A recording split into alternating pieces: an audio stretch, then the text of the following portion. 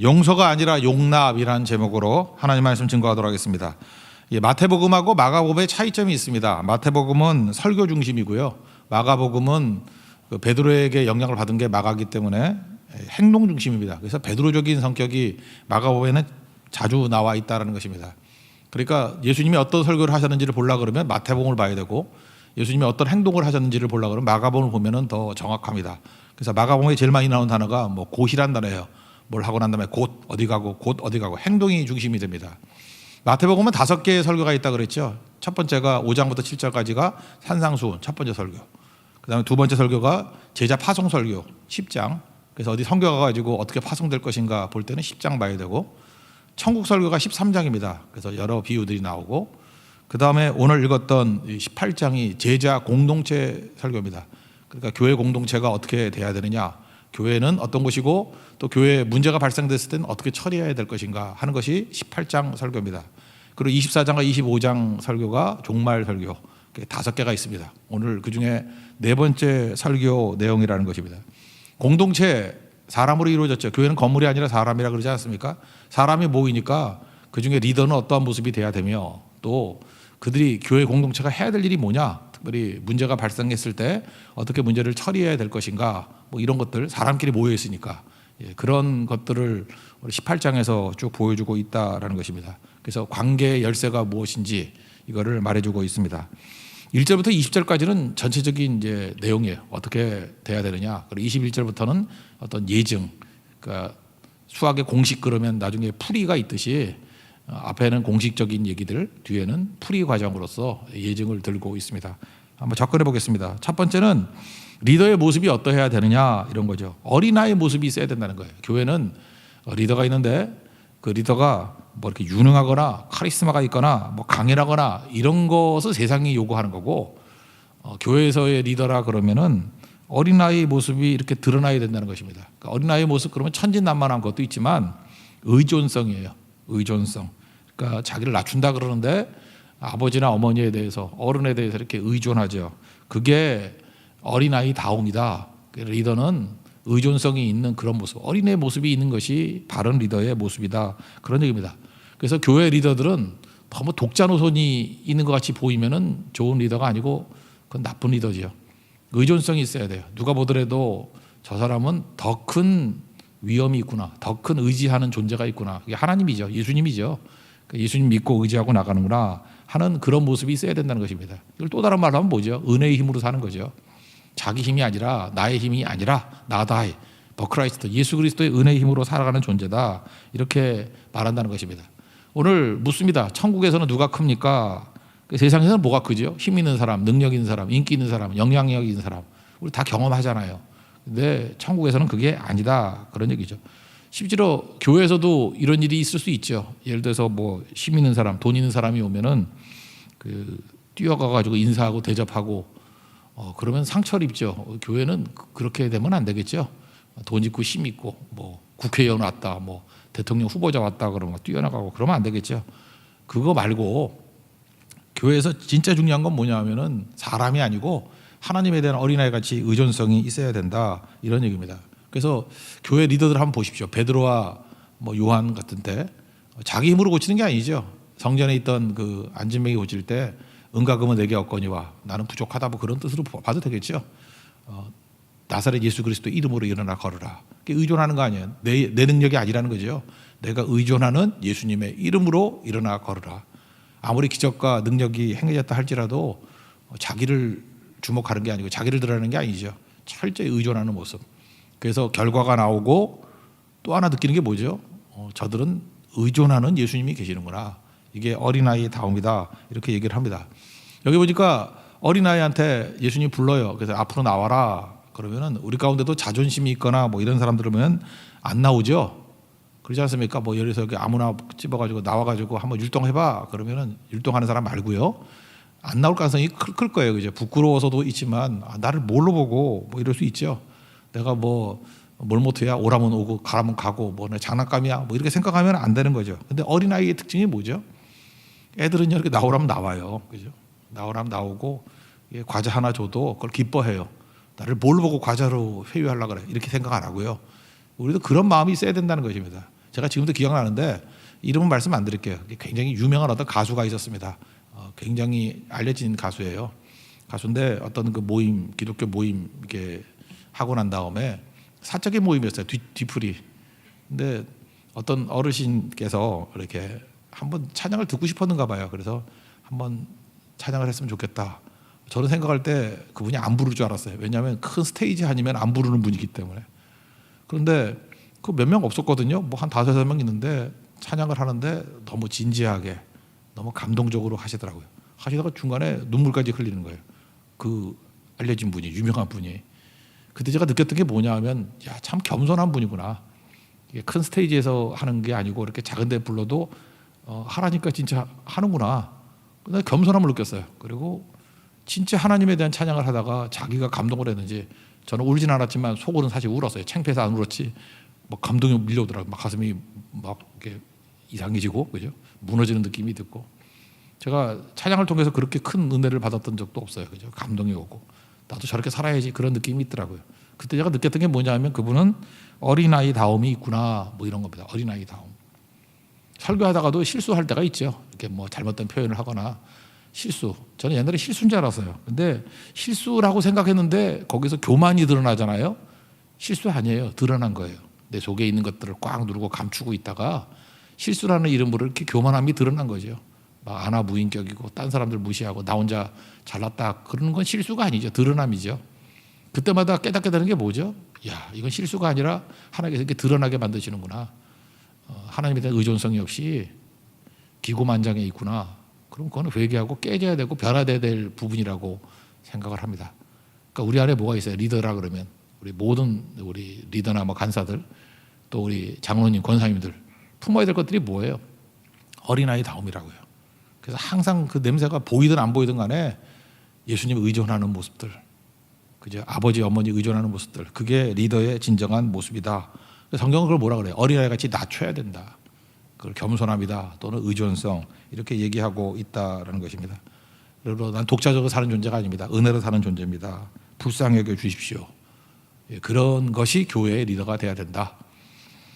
1절부터 4절까지 읽겠습니다. 시작. 그때 제자들이 예수께 나와 이르되 천국에서는 누가 크니까? 예수께서 한 어린아이를 불러 그들 가운데 세우시고 이르시되 진실로 너에게 이르노니 너희가 돌이켜 어린아이들과 같이 되지 아니하면 결단코 천국에 들어가지 못하리라. 그러므로 누구든지 어린아이와 같이 자기를 낮추는 사람이 천국에서 큰 자니라. 그러니까 의존하는 그런 모습이 있어야 된다는 것입니다. 또 한 가지는 교회 내의 얘기예요. 이렇게 공동체의 중요한 게 뭐냐? 생명 살리는 것에 초점 맞춰야 된다는 거예요. 그래서 이걸 좀 어렵게 말한다 그러면 교회는 의존 공동체, 두 번째 교회는 생명 살리는 공동체. 많이 들어봤죠? 이 두 가지. 철저히 예수님 의존하는 공동체, 또 하나는 생명 살리는 공동체. 그러기 위해서 필요한 게 뭐예요? 어떤 연약한 사람이 있다 할지라도 그를 실족하게 하면 안 되고, 실족이라는 단어를 쓰죠. 그를 영접해야 된다고. 그죠? 거절하면 안 되고, 실족이 거절이죠. 어제도 우리 말씀 가운데 그 보편적, 교회의 보편성에 대해서 얘기를 하지 않았습니까? 갈라디아 3장 28절인가요? 거기 보면은 교회는 양극에 있는 사람들이잖아요. 그걸 다 품어야 된다는 거죠. 그러면 거절하면 안 되잖아요. 업신여기면 안 되잖아요. 실족해 만들면 안 되잖아요. 거기 보니까 유대인들과 헬라인 이게 극이죠. 유대인도 품고 헬라인도 품고. 또 하나 당시 그 노예제 사회 아닙니까? 종도 품고 자유인도 품고. 남녀 차별이 있던 시대 아닙니까? 남자도 품고 여자도 품고. 그 교회는 보편성을 잃어버리면 안 되는 거죠. 여기도 지금 얘기하는 게 뭐예요? 어떻게 하면 보편성을 잃어버리죠? 실족해 하거나 거절하는 영성이 있으면 교회는 보편성을 잃어버린다는 거예요. 그런데 업신여기지 않고 영접하는 영성이 있다 그러면 유대인이나 헬라인이나, 그래서 교회는 유대인도 봐야 되고 헬라인도 봐야 돼요. 종도 봐야 되고 자유인도 봐야 되고, 요즘식으로 하면 많이 배운 사람도 있어야 되고 못 배운 사람도 있어야 되고, 돈 있는 사람도 있어야 되고 없는 사람도 있어야 되고, 뭐 그런 거죠.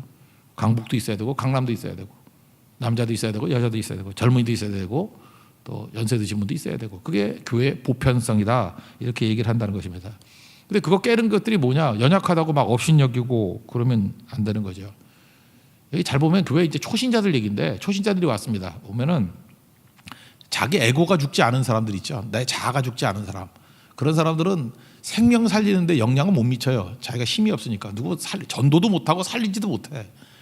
근데 교회에서 힘을 발휘할 때 보면 그런 거 있죠. 에고가 강한 사람은 나 아직 안 죽었어. 그러면 자기 살아있다는 걸 증명하기 위해서 해코지할 수 있죠. 막 교회를 힘들게 만들거나 뭐 나쁜 말을 하거나 내 감정 건들면 재미없어 뭐 이러는 거 있거나, 그죠?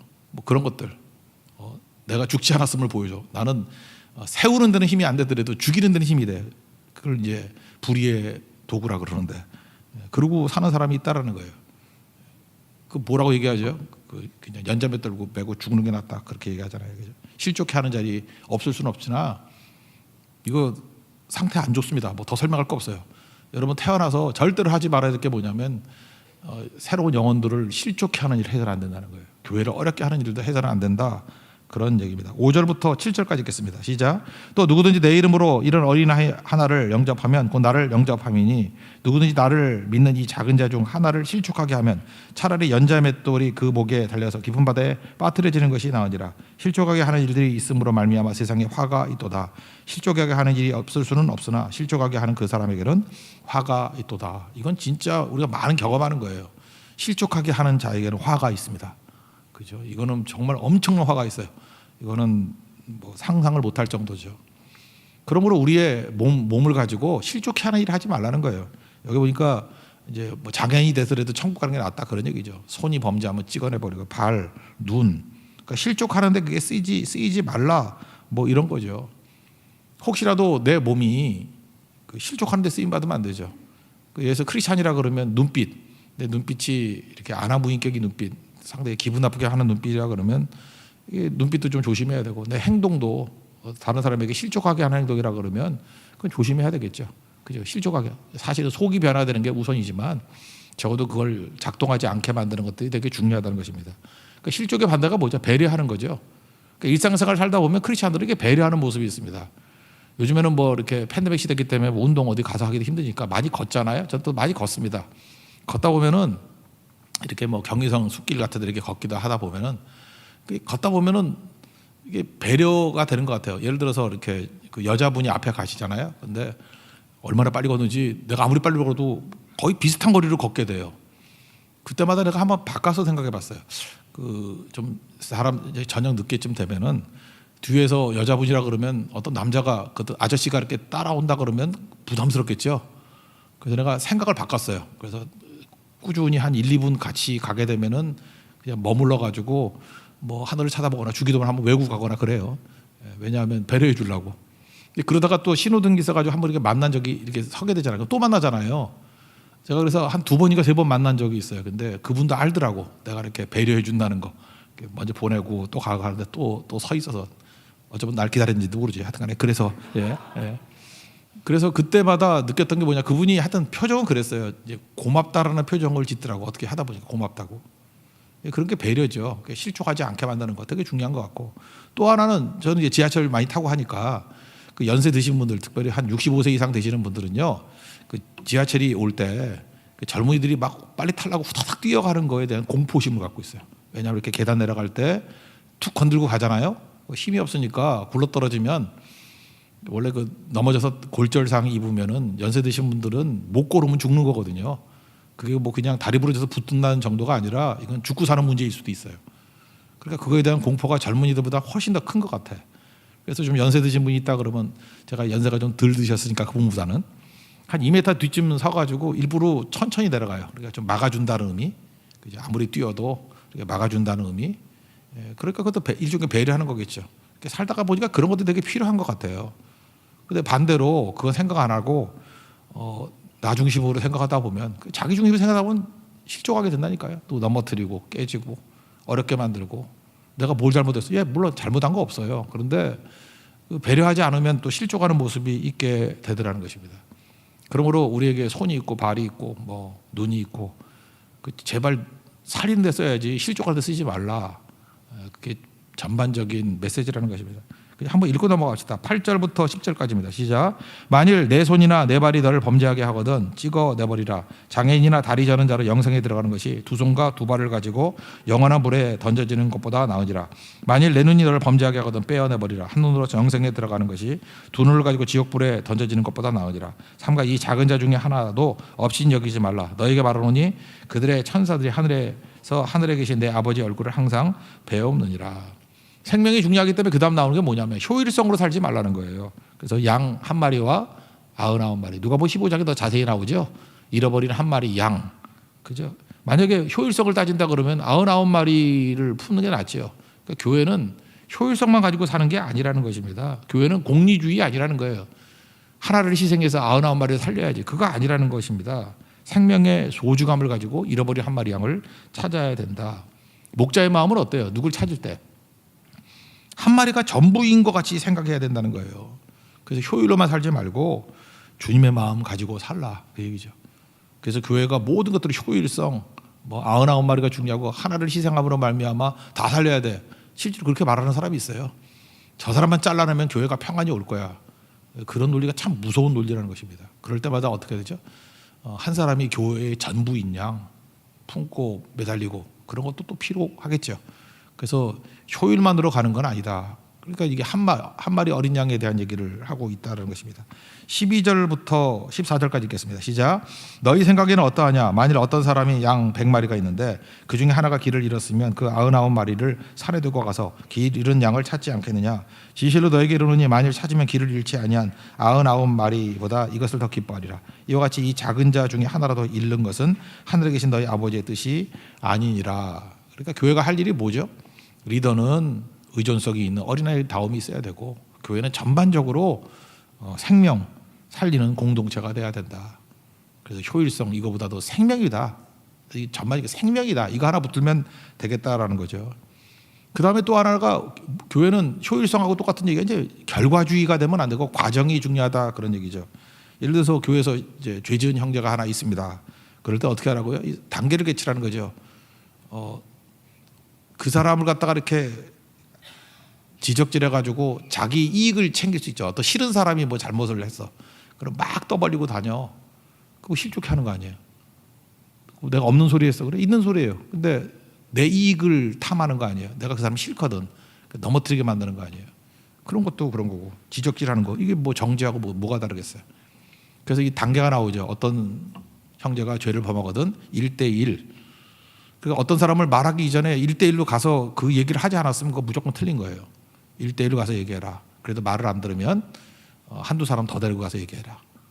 그리고 말을 안 들으면 교회의 이름으로 얘기해라. 그게 단계죠. 그러니까 과정이죠. 믿음은 과정입니다. 이런 과정이 있는 가운데 어떤 일이 벌어져요? 시간이 걸리겠죠. 하나님의 은혜를 구하겠죠.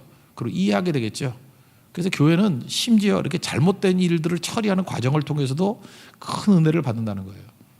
그래서 땅에서 풀면 하늘에서도 풀리고 뭐 땅에서 매면 하늘에서도 매인다 이런 게 베드로가 신앙 고백했을 때도 나왔죠.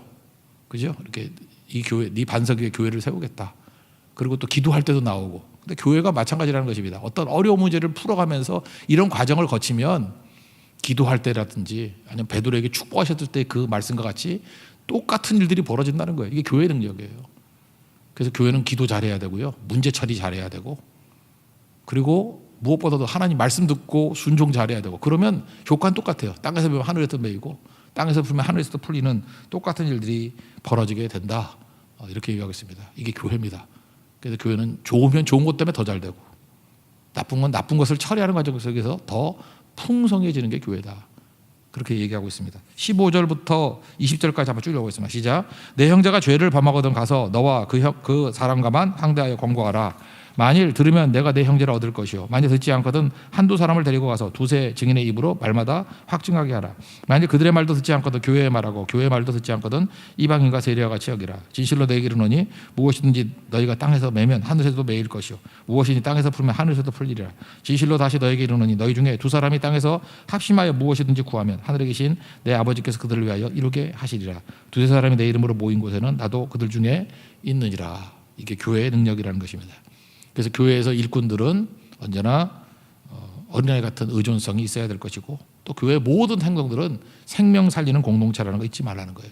그래서 실족하는 일을 하지 말고 효율성만 매달리지 말고 죄를 처리하는 과정을 통해서도 이렇게 풍성한 은혜를 누릴 수 있다. 이게 교회다. 그래서 교회담을 잃지 않는 하나님의 거룩한 종들 되기를 바랍니다. 그다음에 21절부터는 이제 예증이에요. 공동체의 이제 문제, 수학 공식 알아서 이제 풀어야 될 거 아니에요. 풀이 문제, 이거 어떻게 풀래 이런 거죠. 여기서 베드로가 아마 열받는 일이 있었던 것 같아. 그죠? 우리도 원수 만나잖아요. 원수. 도저히 용서가 안 되는 사람. 여러분, 원수는 진짜 원수를 말하는 거예요. 이렇게 개념상의 원수가 아니라 정말 악질들 있잖아요. 말도 안 되는 잔혹한 자들. 막 화나게 만들고 분노하게 만드는 그 랍비들은 3번 용서하라 그랬어요. 그러니까 뭐예요? 이를 악물고 용서 그러고 용서하는 거예요. 근데 베드로가 아마도 그래도 예수님 제자니까 좀 변화가 돼가지고 7번 용서하면 될까요? 이렇게 얘기했다고요. 여러분, 진짜 원수 만나면 7번 용서가 아니라 3번 용서도 쉬운 게 아니에요. 여러분, 3번 용서해봤어요? 쉽지 않아요. 7번 그러면 거의 무한대다, 이런 느낌을 가지고 베드로가 얘기했던 것 같다고요. 21절 22절 읽겠습니다. 시작. 그때 베드로가 나와 이르되 주여, 형제가 내게 죄를 범하며 몇 번이나 용서하여 주리이까? 7번까지 하오리이까? 예수께서 이르시되 내게 이르노니 7번뿐 아니라 7번을 70번까지라도 할지니라. 490번 하라, 그 얘기 아니라 용서에는 제한이 없다. 그리고 용서한다 그럴 때 잠깐만, 네가 네 힘으로 용서한다고 생각하니까 이게 문제가 있다, 그런 접근인 것 같이 보이지 않아요? 그래서 우리 한국말에 단어도 되게 중요한 것 같아요. 그래서 용서한다라고 하면 우리가 실제 생활이 잘 적용이 안 되는 것 같아요. 용서라는 말보다는 용납이라는 말이 더 좋은 것 같아요. 용납하라. 용서는 어떤 거죠? 내가 하는 거예요. 내가 용서해야지. 그러니까 힘든 거죠. 내가 결정하는 거예요. 내 의지로 이를 악물고 3번, 7번까지.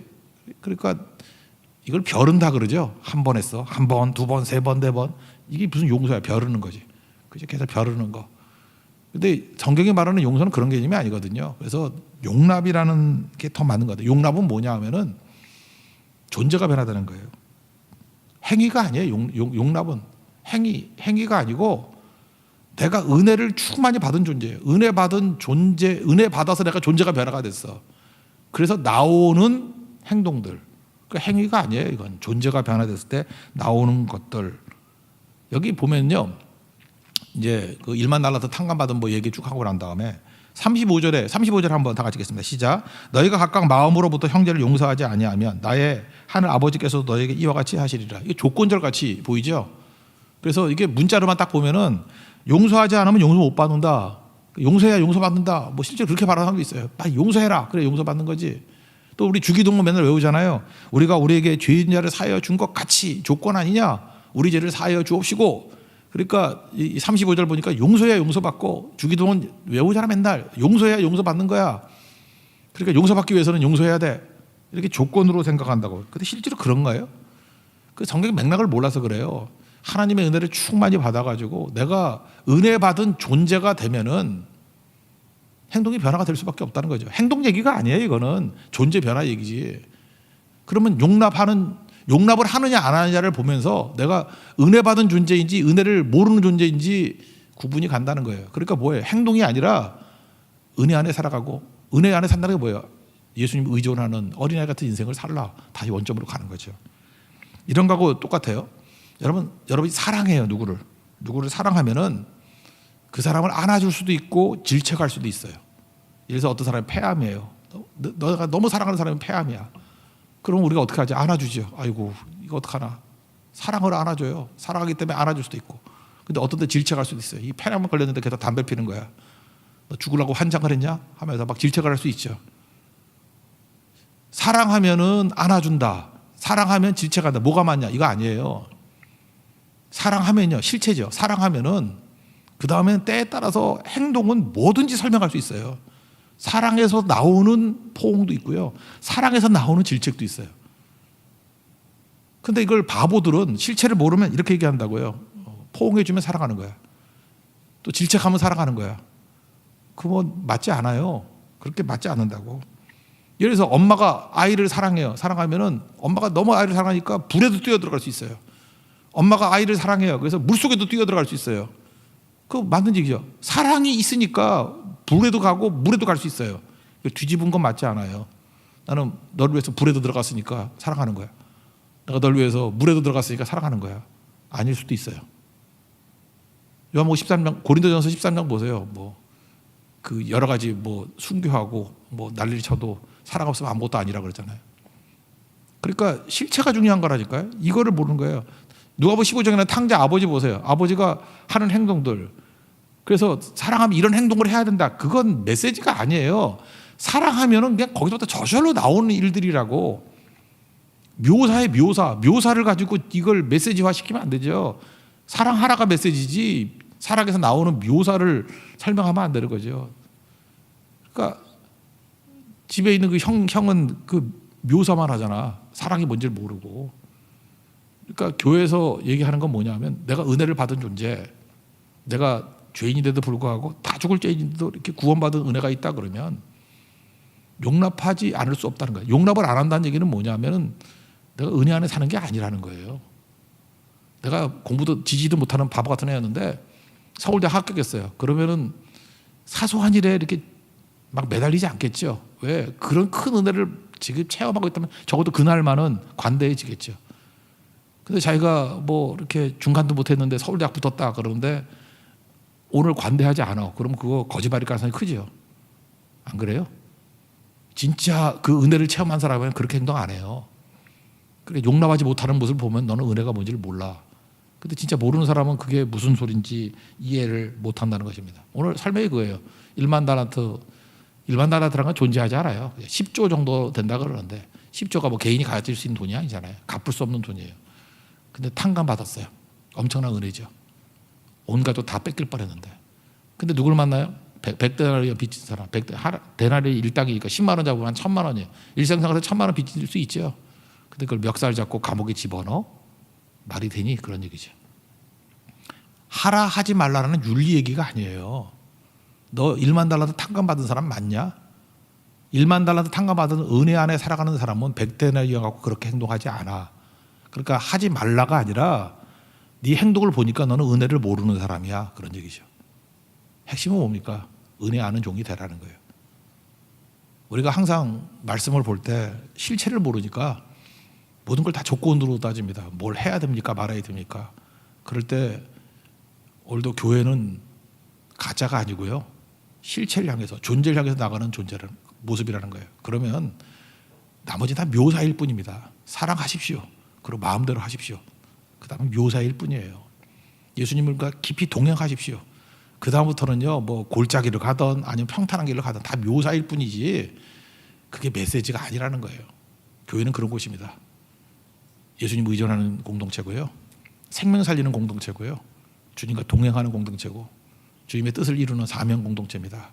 본질을 잃지 않는 하나님의 거룩한 종 되기를 축원합니다. 자리에서 일어나겠습니다.